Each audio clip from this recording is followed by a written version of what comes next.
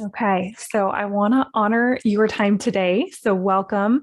Thank you so much for joining in and taking this hour to invest in what I have come to know as one of the most important relationships in our lives that's often overlooked.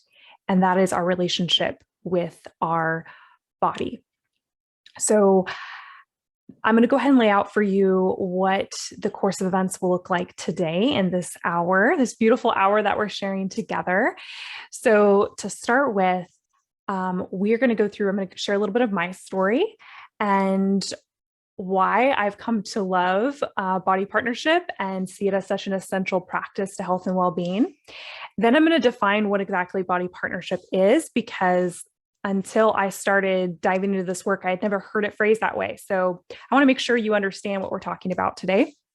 Then we're going to go through the 3 steps that I'm covering here. It's body partnership is a really expansive thing to unfold and discover like throughout the course of our lives. But there's 3 steps that I find really fundamental as you're getting started that I'll walk you through. And then we are going to talk about next steps if you want to continue the conversation, what that looks like. So, let's dive in. So, my story begins. My body partnership story, I guess, begins a couple years back. I was newly married and had just become a stepmom. I was 3 months into being a stepmom and a wife, and I started to experience completely debilitating gut dysfunction to the point where I could not really eat anything without like excruciating pain. I also wasn't sleeping. I got into several car accidents, I think due to the insomnia, and had a concussion, got laid off from my job, and was just overwhelmed with depression and anxiety at a level I had not experienced before. This looked like me literally not being able to go to any holiday for the first year of my marriage. Every holiday I was in bed sick.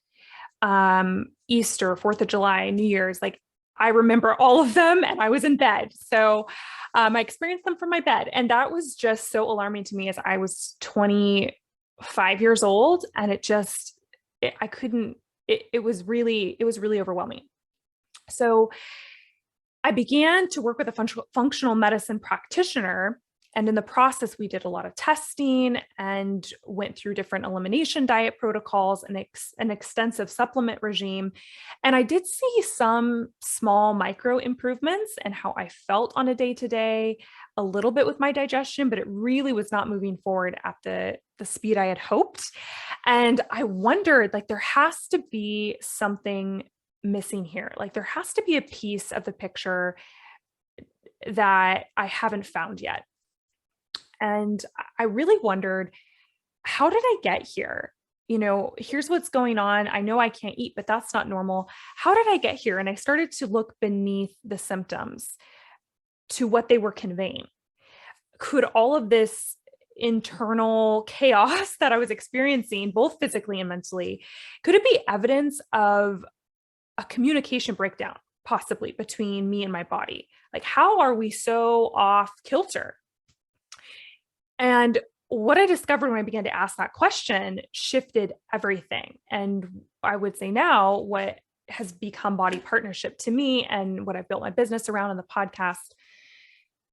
So the symptoms that I found out, this is what I discovered. The symptoms that I had been trying so hard to eliminate actually were the very right response from my body to the things in my life that were not in alignment with what my internal ecosystem needed to thrive. I found this quote, and I think it is absolutely spot on when it comes to body partnership, by Alexander Dan Heyer. And he so eloquently says, when a flower doesn't bloom, you fix the environment in which it grows, not the flower. That's the idea. Like, often we approach healing as we've got to fix the body, like something's wrong with the body. But what if nothing's wrong with the body? What if the environment that it has found itself in is such a mismatch to what it was created to thrive in, that dysfunction is a side effect of an environment that's not suitable to vitality and health. Your symptoms don't have to mean you're broken. They don't have to mean that. That was so liberating when I discovered that. Healing doesn't require us to have to take our body back and get a new one that works right. Instead of continuing to ask, what's wrong with me? As I actually realized that that's a question I've asked my entire life.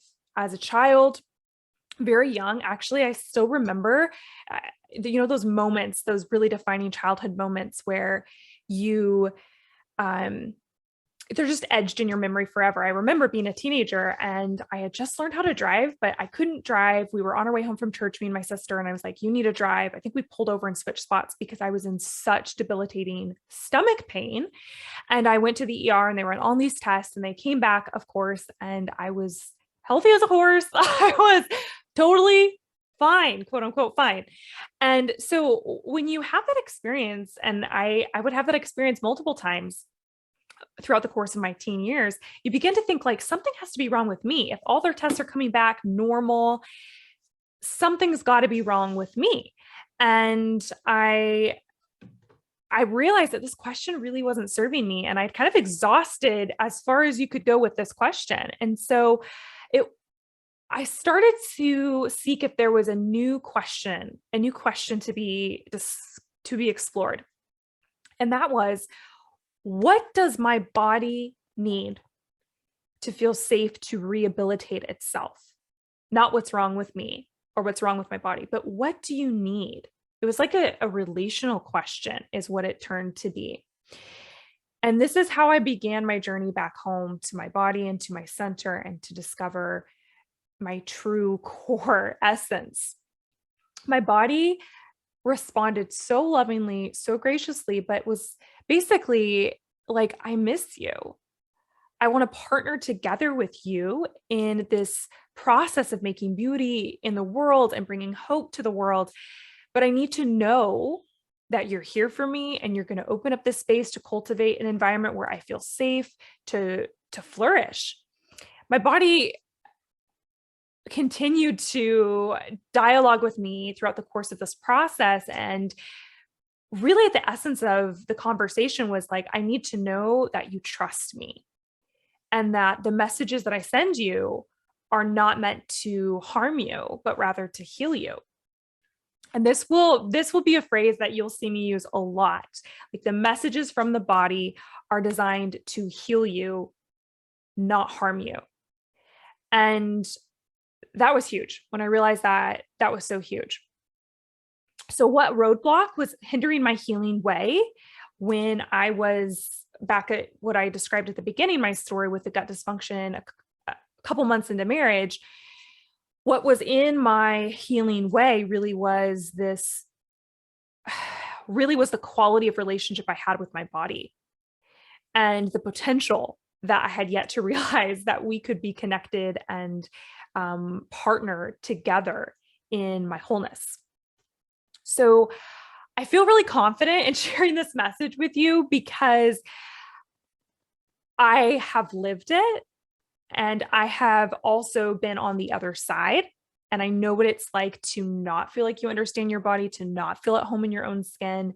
I understand what it feels like to almost feel like your survival depends on being opposed to everything, like this essence of conflict, including your body. Like, you have to oppose everything to stay safe. And that's a hallmark. Even specifically, I find a hallmark of eating disorders and diet culture as well is very much of this disconnected. You achieve your goals or you feel safe or in control in the world if you are disconnected, because my eating disorder definitely required a degree of disconnection from like my body's normal natural signaling, whether that was hunger and fullness signals or being, just so tired and exhausted, but continuing to, purge by way of exercise, even when I hadn't slept. And, all these things where I was actively working against the signaling in my body and trying to silence it.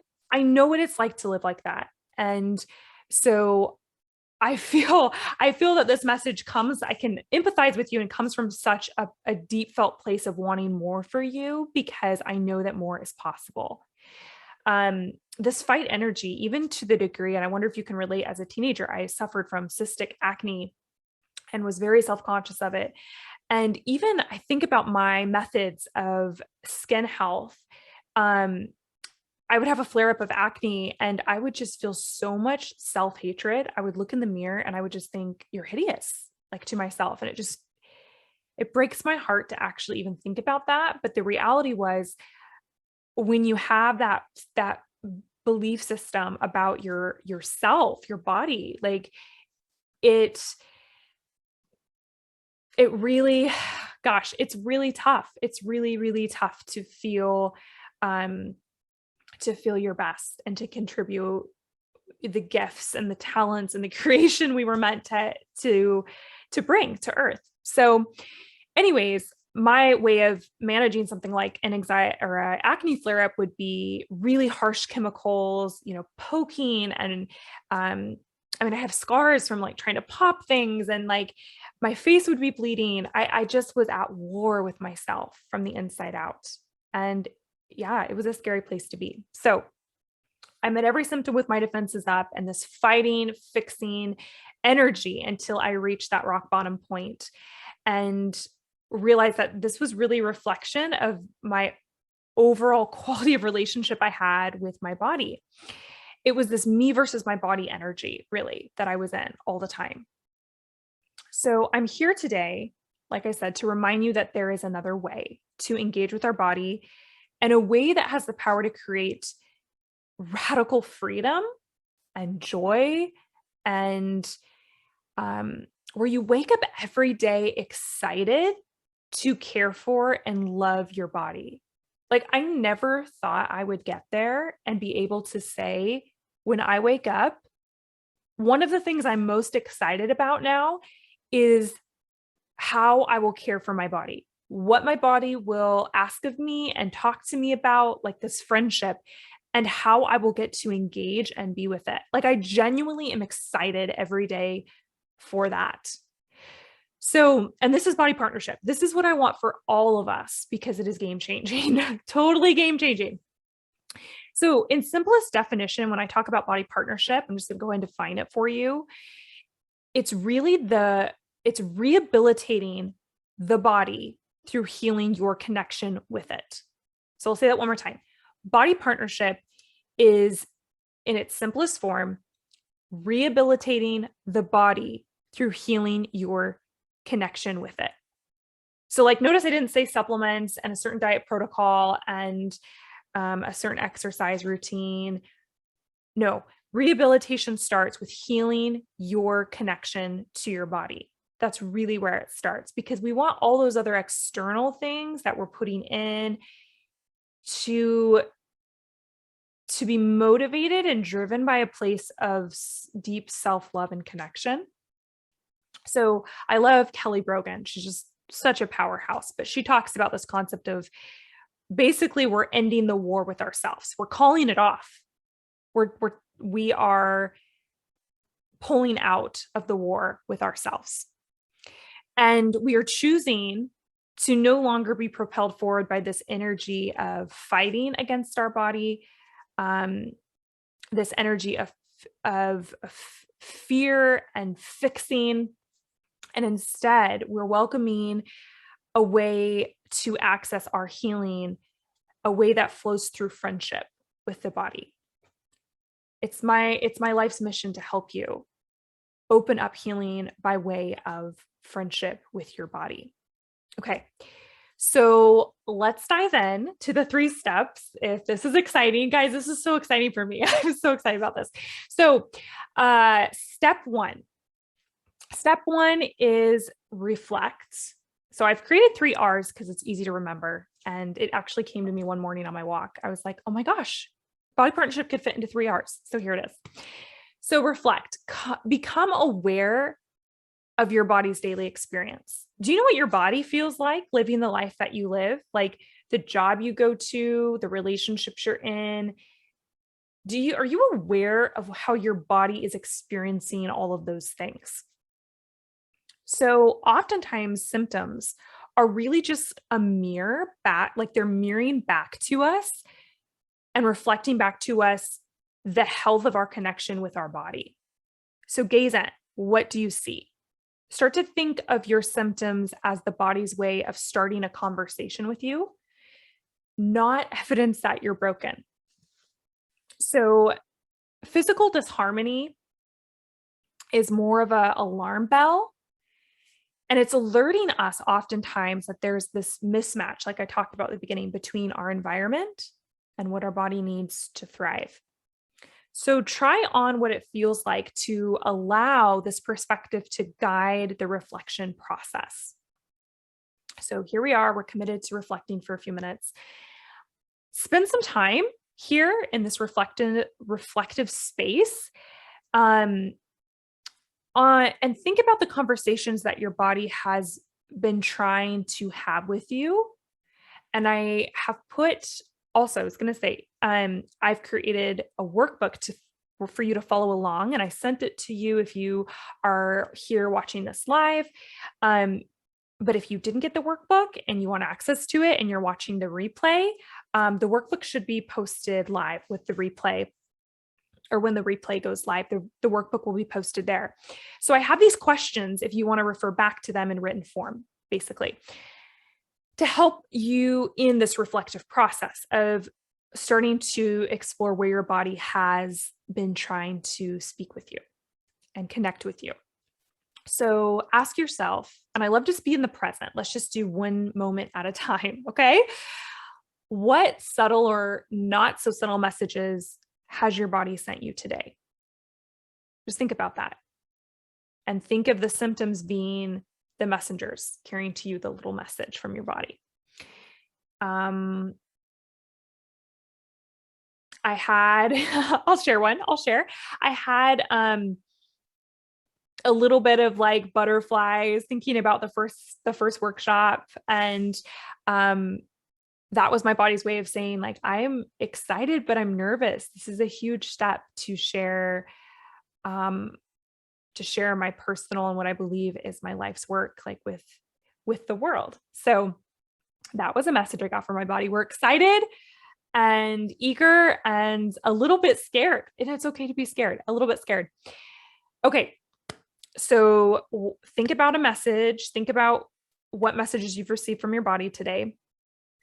And then of those messages from your body, which do you feel a readiness to respond to? And if you've thought of one, maybe not some of them are easy, maybe some of them are easier. Like I felt hungry, and that was a message my body wanted nourishment, and I knew it was physical hunger, and so I got food. Okay, that's probably simpler, a little bit simpler, but maybe not. If you have history of a complicated relationship with food, it might not be simple. But of the messages you got, which do you feel ready to respond to? So just think about that for a second. Okay. And then the last question, if you are not broken, which I do not believe you are, if you are not broken, what could these symptoms be telling me? So, for instance, if you had a hard time sleeping, okay, it's easy to get into something's wrong with me. Why? And I've said this so many times, like I said, why won't I just sleep like a normal person? Like, why can't I sleep? I guess something's just wrong with me. Think about why your body might not feel safe to rest and surrender in the very vulnerable way that sleep is this great act of surrender and of integration from all the things that have happened in our day, and this healing process that takes place while we're sleeping. Our body's very actively healing and self-cleaning. Is there any reason why that might feel scary, or that might be something that you might have some resistance towards, and to explore that? So not to see it as I can't sleep, so I'm broken, but what could my challenge to rest and to surrender, what could that be about? Just what could that be about? Okay.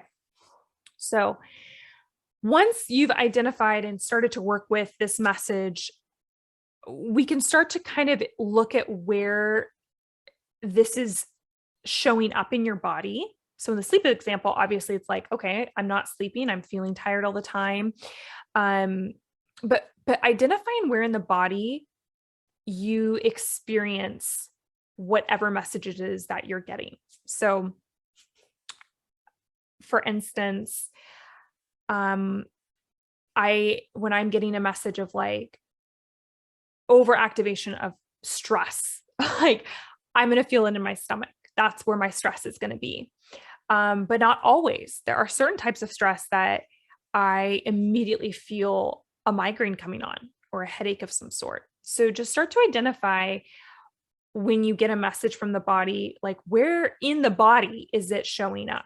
Do you get skin rashes, unexplained skin rashes or whatever, in times of high stress? So start to notice where it is that you see a message being presented physically in your, like on the outside of your body or in your stomach, headache, that sort of thing.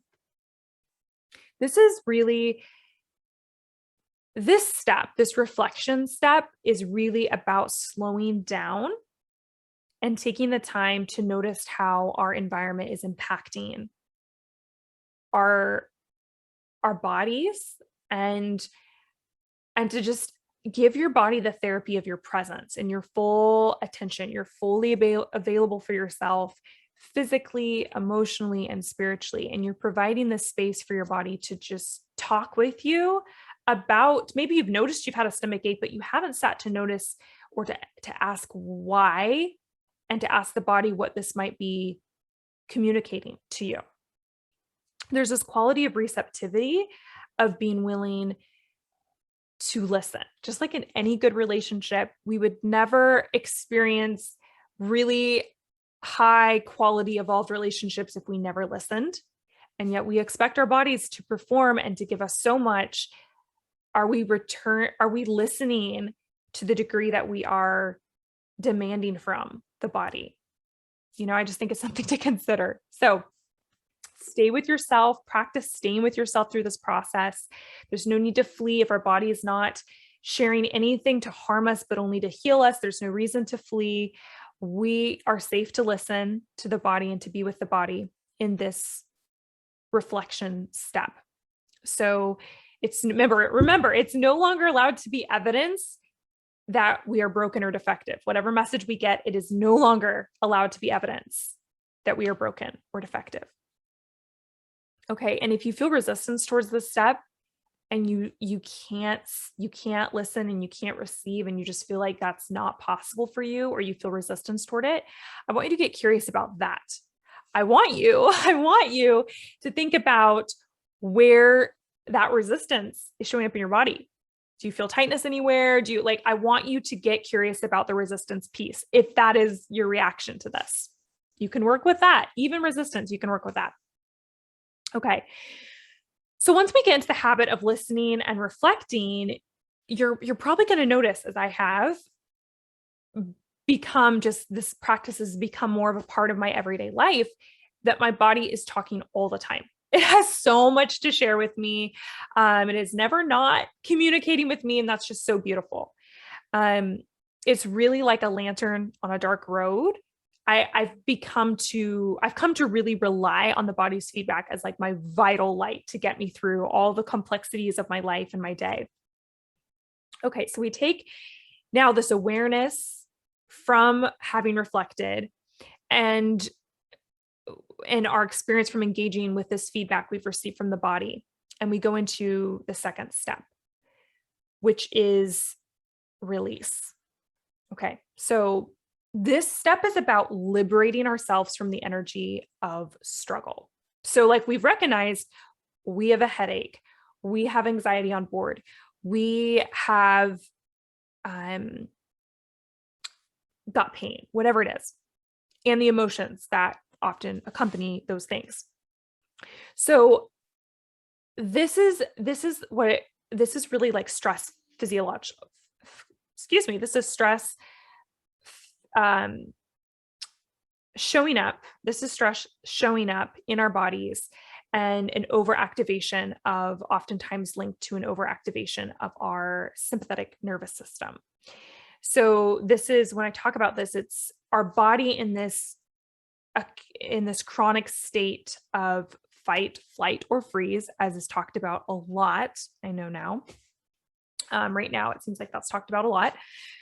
But it's the reality is that I like to say we have become PhD holders in stress. We're really expert level at stress and staying stressed, and are still struggling and at like a kindergarten level when it comes to cultivating calm in our lives. So this release step is about releasing the fight energy, releasing the struggle energy, releasing the fighting, fixing energy that I talked about at the beginning, and stepping into calm, stepping into being able to, because it's not that those things in our lives are not actually stressful. Okay. I'm going to validate, like, some of us have very intense situations going on, and maybe intense is a better word to use, because stress is like way overused. We have high intense situations happening for many of us, but we don't have to respond to them from this place of fight and fix and struggle energy. In fact, I would like to say that we are so much better equipped to resolve and to work with those intense pieces and experiences in our lives when we're coming from a place of calm and grounded and connectedness.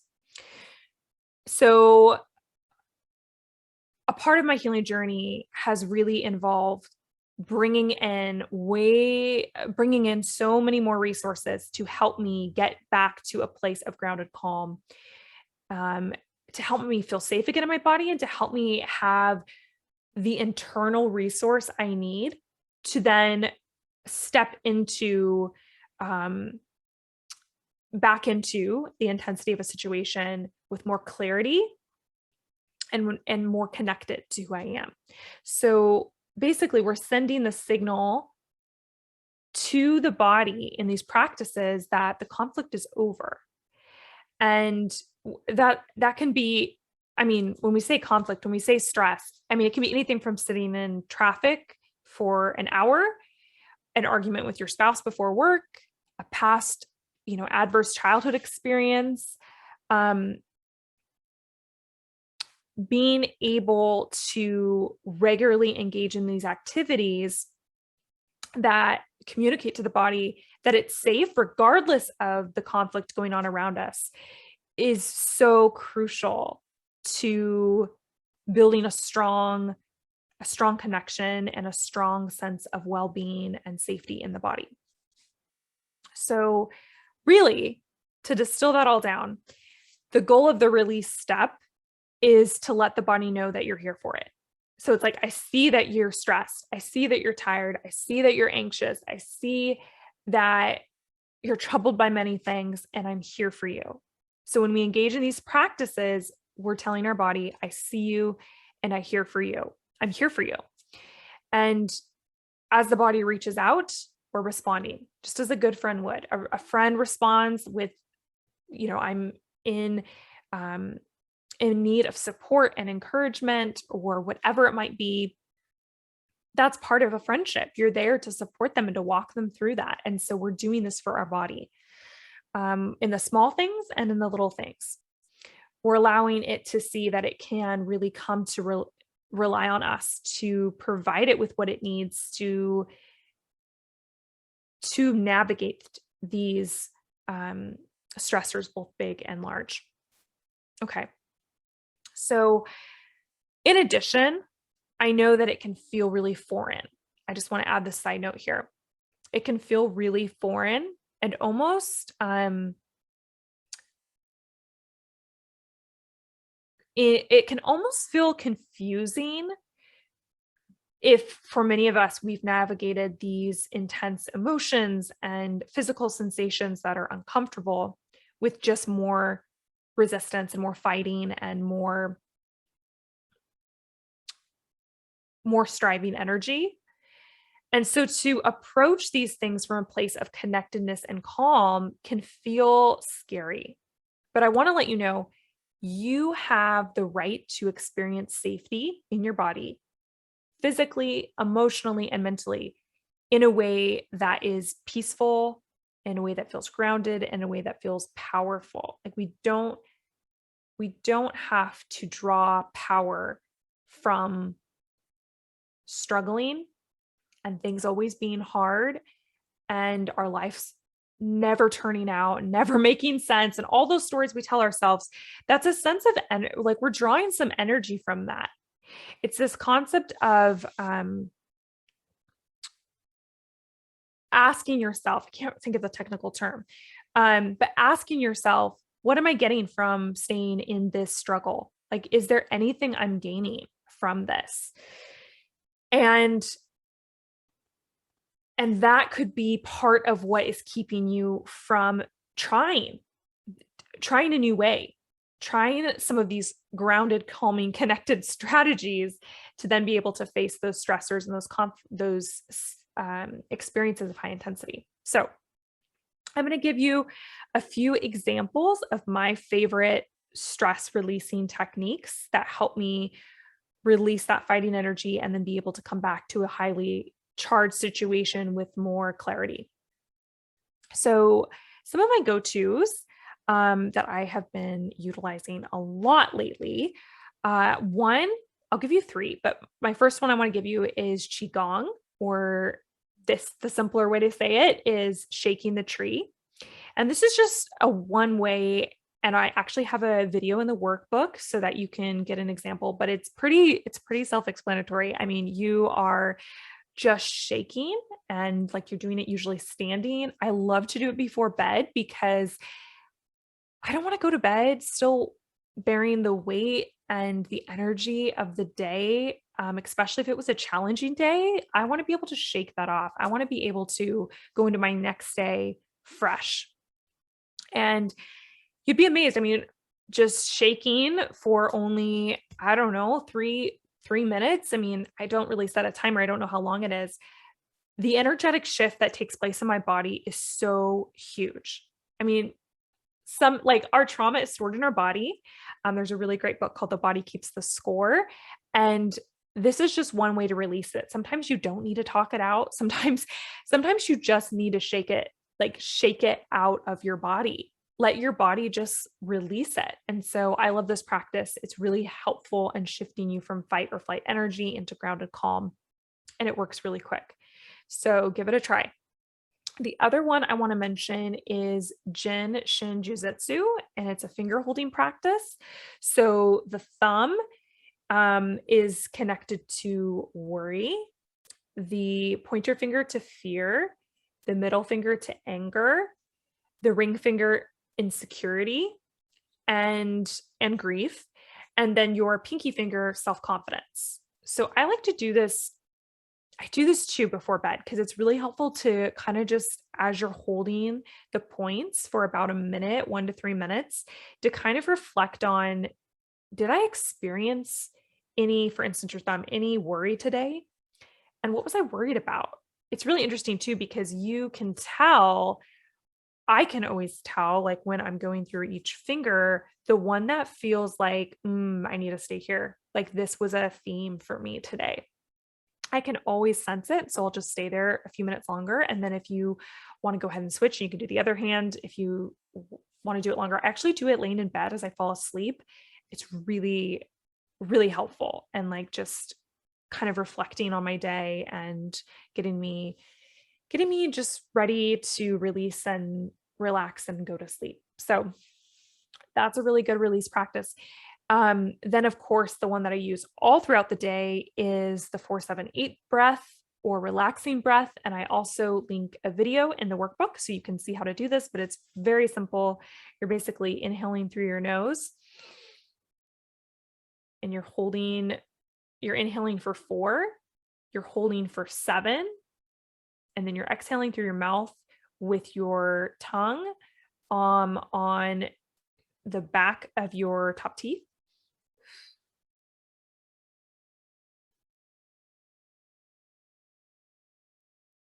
For 8 counts. So you're inhaling for 8, you're holding for 7, and you're inhaling for 4, you're holding for 7, and you're exhaling for 8. Sorry, I got really zenned out even doing that one time. So my words got all jumbled up. It's that effective. And you only need to do like 4 rounds of that to really feel it. And the process that's happening here is you're actually activating your vagus nerve. And this is the longest group of nerves running from your brain to your intestines. And it's a key component in actually activating your rest and relax and heal nervous system, or your parasympathetic nervous system. So it's really important that we have a strong, like our vagal tone is very strong. So a regular practice like the 4-7-8 breath is really helpful in activating the vagus nerve, and therefore deactivating and lowering all the things, the health risks that are involved with an underused vagal nerve. So that is really cool. Those are some of my 3 favorite techniques. And like I said, I linked the videos in the workbook for you so that you can give them a try. Let me know what you think. Okay, so we're going to go into step 3. So step 1, we'll do a quick review. Step 1 was reflect. We are reflecting on the messages that our body is sending us on a daily basis, what it's trying to communicate with us, and creating a space where it feels welcomed to converse and share this with you. And then second, we are releasing the struggle energy, and we are moving into more grounded calm to be able to then face those challenges and face those intense moments from a place of connection and centeredness and power. Really, that's how we access our power, is to be able to tap into that grounded, connected calm, even in highly intense moments. Okay. So step 3 is reimagine. Okay. So everything from nutrition to exercise, sleep, and even your cleaning products and your body care routine are opportunities for self-empowerment. So we're reimagining our whole life as this empowerment strategy. And my mantra here is, if it doesn't communicate love to the body, it doesn't belong. That's just as simple as it. That's easy to remember, basically. Yeah. So I have found that there are several things that muddy our ability to tune into our inner guidance, and things that really come up short in enhancing the body's self-healing power. And so that's why we're reimagining every area of our life as this opportunity to create abundant healing and vitality, and to really be an expression of self-love. So food, for instance, is so foundational in this, and it can't be overlooked when we're talking about body partnership. I began to think about, because I've had a complicated relationship with food as someone who experienced an eating disorder at the age of 14 is when that really started. I realized that food is really powerful, but I had not asked myself until a couple years ago, really, and approached food from this perspective of which foods are going to help me arrive at the truest, most connected, grounded version of myself. Which foods are taking power from me, and which foods are enhancing my personal power. And what would it look like to really take in and receive those foods that nourish and heal, and to walk away from those foods that don't serve me whatsoever? Because really, each food choice that we make will either lay the foundation for self-empowerment or disempowerment. It's so funny. I love my friend. I call her my friend now. I've had her on the podcast twice, but Julie Daniluk, we talk about this idea. She talks about this idea of food boundaries. And in the eating disorder recovery community, it comes up a lot, this idea that all food fits. In order to be healthy and recovered, you have to have this all foods fits mentality. And I'm sorry, but that just doesn't work. Maybe if we're talking about all whole real foods, as close to their natural form as possible, free of chemicals and pesticides. Okay. But oftentimes I hear that mantra and they're talking about, fast food and donuts and all these like highly processed food-like substances. And it's like, no, all food doesn't fit. If you have a specific goal, and especially if your specific goal is like connection to your body, all foods do not achieve that same result. So I have kind of created like my framework for nutrition is like coming from this perspective of how do I feel in my body when I eat something, and being willing to be guided by my body's feedback. And if the food doesn't make me feel more alive and more like myself, it doesn't really belong. It doesn't really belong for me. And I really also think about like what way of eating aligns with the future me I envision, that I am so proud of already, that is continuing to bring great things into the world. Like what foods help me become her and step into her, the future me that I see. And this is just one way. Like food is a way to practice radical love for yourself. And when we start to see it like that, we do recognize that not all foods do that. So I've created, and in your workbook, you'll have this, my empowering and disempowering food lists, how you make decisions around this framework for your nutrition. And I'm just going to go through what I have for you here, just so you have an idea of what those lists are. So I just want to get to that page. Okay. So the empowering food choices look like this. This is what it looks like. Whole real foods as close to their natural state as possible. Food you can easily stop eating when you're full and feel satisfied. Food that honors your values. Food that boosts mental clarity, awareness, focus, joy, and creativity.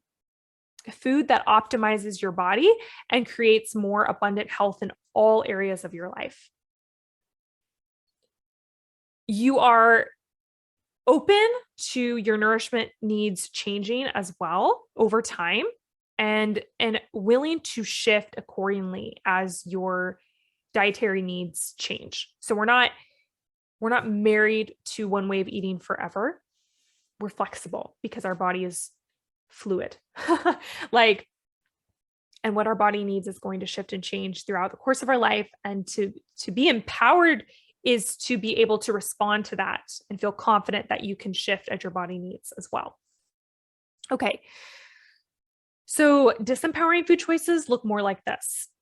Consuming food that once you've started eating it, you feel incapable of stopping, even when you're full. Using food as a way to suppress emotions. Unfortunately, food is just not a very good container for emotional pain. And I say that from experience because I've gone back to that empty well so many times over the course of my life, and it's just not ever worth it. Okay. Also, next on the list, selecting food items that give you the urge to detox after consumption. It's this whole, I'll eat this, but then I'll know I need to get rid of it as soon as I put it in my body. Like, why? Like, let's just skip that altogether. Like that. Oh, we don't want that in our life. I don't want that anymore. I've been there and I've totally done that. And it's not what I want anymore. Okay. Eating food that was grown or raised in a way that doesn't align with your values. Eating food that leads to energy surges and crashes, just unstable energy. That's really not helpful for my, when I think about the future me, I don't think that the constant energy crashes and surges are really helping to get me there. And then eating food that you don't want to earn approval from others. I get it. Food is super social. And there can be a lot of tricky dynamics around food. And part of our healing process really does involve saying a clear no and a clear yes. When it comes to what we put in our bodies, it is 100% our choice. And And we can have a clear yes and a clear no and do it in a way that is loving, but true to ourselves, And so that's a big one too. Okay. So that is a great place to start looking at those lists when it comes to your food choices, looking at those lists, starting to ask those questions, and then thinking through, okay, based on those lists, how do your interactions, I'm asking you now, how do your interactions feel with food? Are they, when you see those lists and you hear this, do they feel more disempowering or more empowering? Okay. And then number two, how do you feel most often after you leave an encounter with food? That's a really good measure. Like, just how do you feel? There's not a right or wrong answer to those questions. There's really just where you are. Like, just be real about where you are. What is your answer? This is meant to be a springboard for further exploration into how you might begin to eat in a way that fortifies your body and results in a more empowered life. That is the goal. That is the goal, a more empowered life. Okay, so next we are going to reimagine movement. So I love the phrase by Adrienne Missler of Yoga with Adrienne, and she says, move like you love yourself. In my own story, as I've alluded to a little bit before, movement was not always a way to love myself.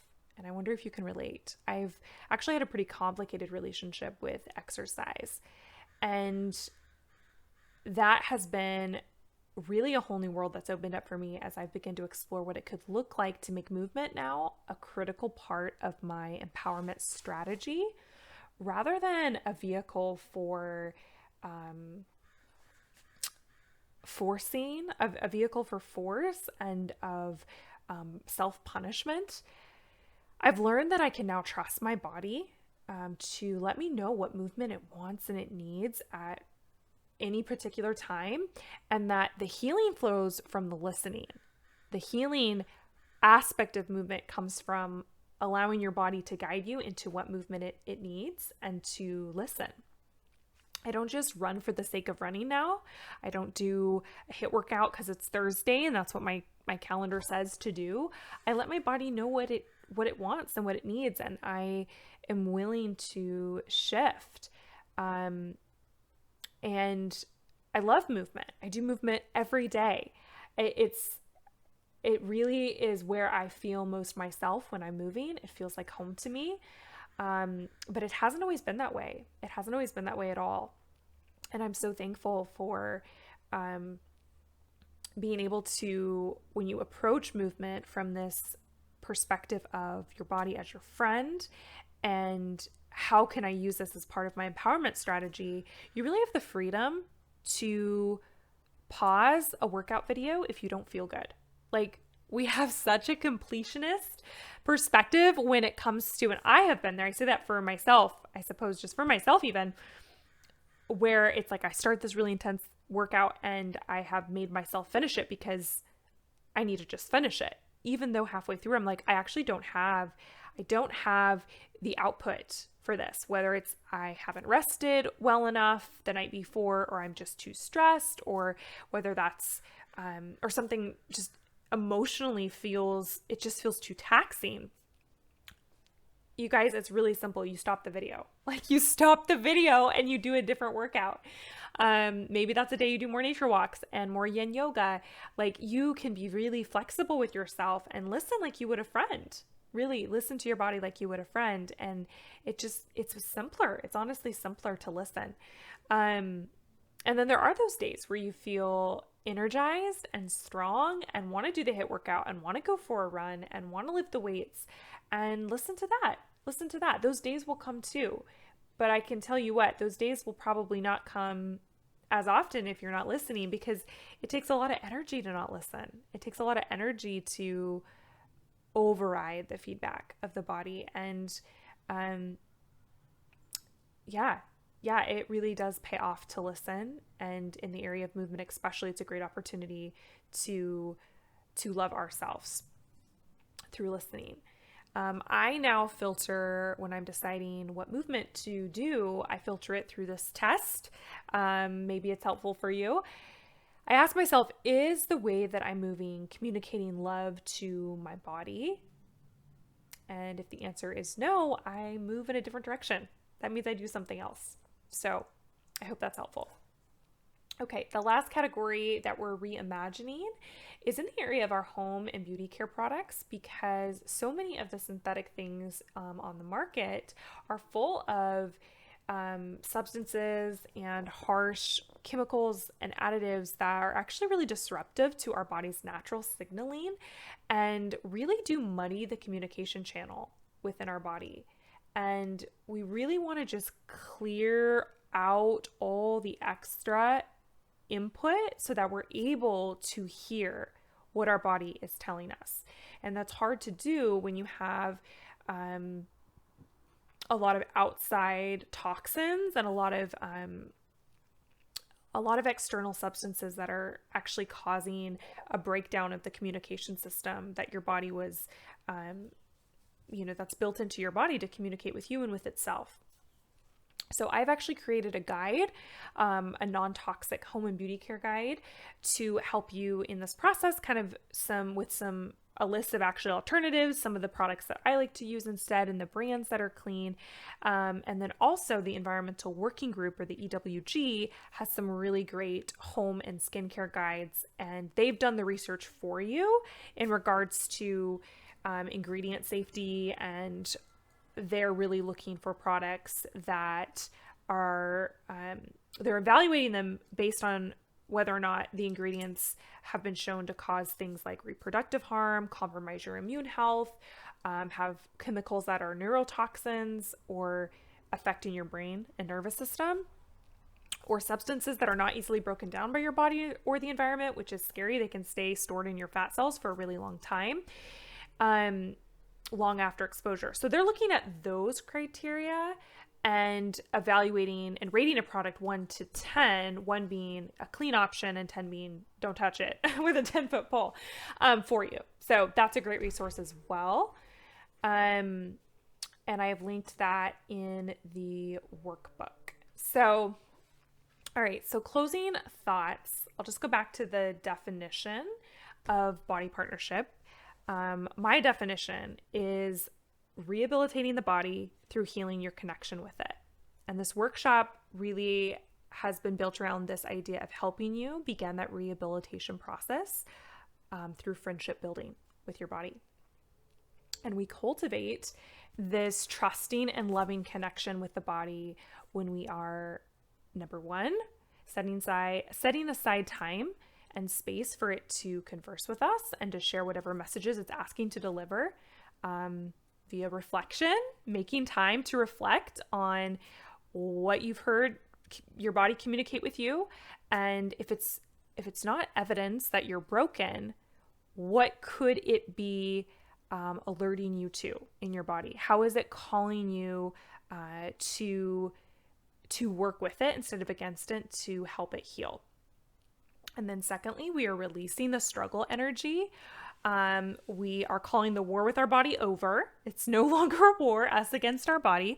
And we're beginning to send the signal of safety to the body through daily practices that help to mobilize the intense emotional energy and reclaim and strengthen our relationship with our body through these practices. And then thirdly, we are reimagining all those other external things in our life, like our food and our exercise and what we're putting on our bodies and spraying in our homes, from this perspective of, is it contributing to my empowerment or my disempowerment? Is it communicating love to my body?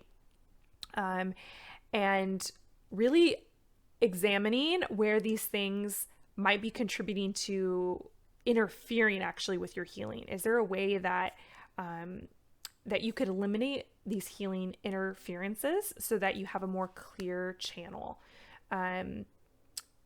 Okay, so those are the 3 steps. Thank you so much for coming along with me on this journey. It's been so much fun to explore this together.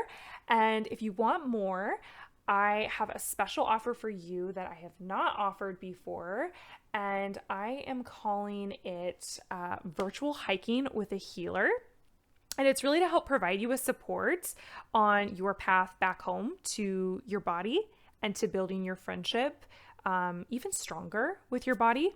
And so if you're an attendee of this workshop, you can go to my website, wirthwellness.org/work with Erica, and you'll see the option on that page, the offering of a day of virtual hiking with a healer. And in the contact information in the message box, if you put the word workshop, I'll know that you came from the workshop, and you can get the price of $47 for that offer. And that's really, I really believe that we are all healers. And so the people I work with, it's this process of co-creating healing and really being a sounding board for you as you explore what it means to heal yourself and to just be a supportive presence on that journey.